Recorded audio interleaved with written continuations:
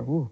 Ooh. Well, I don't remember if it was 21 or 22 when Lisa invited me to lunch, I think.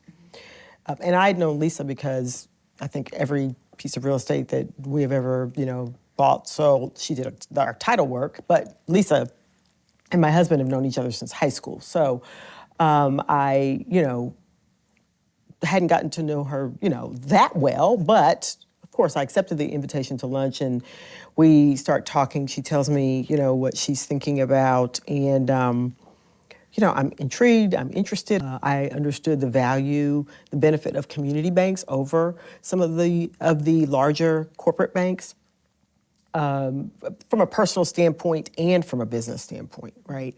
And I learned, I think, about some of that through the hard way, actually, with some relationships or the lack thereof, or relationships that you thought were true relationships that maybe were a little bit more, weren't the relationships that you had come to, expect. And so, nevertheless, as we're having the conversation, I just remember, Lisa telling me about, becoming an organizer. And she was only talking to a few people, I think, at the time. And I'm on the edge of the seat. And I'm like, yes, I'm interested. And she said, well, organizers. I said, well, what's the initial investment? And she said, $100,000.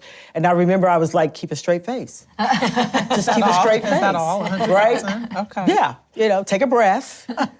And I said, okay, I believe I'm interested. Of course, it's money, right? I wanted to think about it.